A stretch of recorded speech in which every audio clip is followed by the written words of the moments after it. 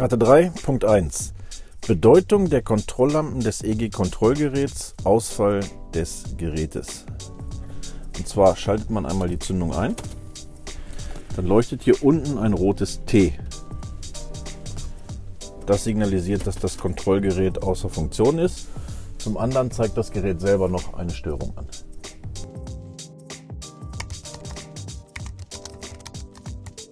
Punkt 2. Sichtprüfung der Betriebs- und Feststellbremse. Betriebsbremse ist hier vorne die Bremsscheibe. Da guckt man einmal zwischen rein, ob die Bremsscheibe Risse hat oder Riefen. Ob sie blau angelaufen ist, das wäre ein Zeichen dafür, dass sie zu heiß geworden ist. Die Bremsbeläge selber kann man so nicht sehen. Könnte man sich oben im Display angucken, wie viel Prozent noch da sind. Und die Feststellbremse wäre hinten. Da können wir keine Sichtprüfung durchführen. Was wir machen können, wäre eine Funktionsbremse. Das heißt, wir ziehen einmal die Bremse an, versuchen loszufahren und der LKW darf sich nicht bewegen.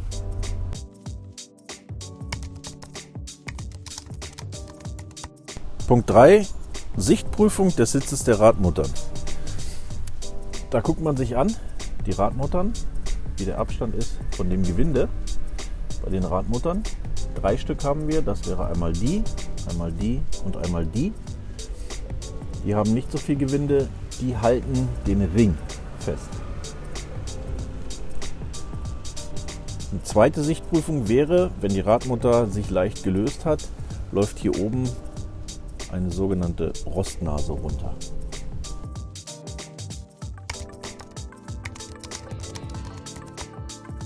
Punkt 4. Standlicht, Abblendlicht, Fernlicht, Umrissleuchten vorn prüfen. Standlicht ist diese Leiste. Dann haben wir das Abblendlicht.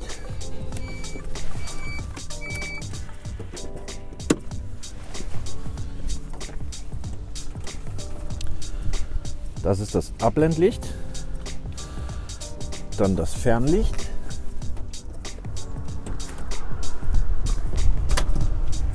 Das ist das Fernlicht. Die Umrissleuchten vorne sind oben.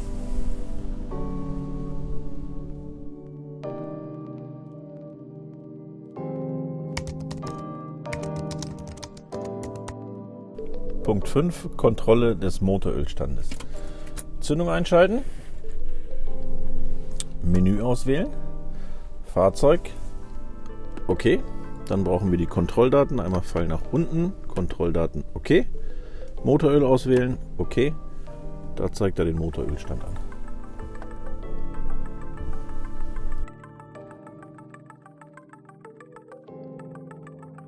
Punkt 6. Verbandkastenunterbringung. Da müssen wir wieder an diese Klappe mal öffnen. Da haben wir den Verbandkasten. Ganz wichtig, die DIN-Nummer und kontrollieren, wie lange er noch gültig ist. Steht ein Ablaufdatum drauf.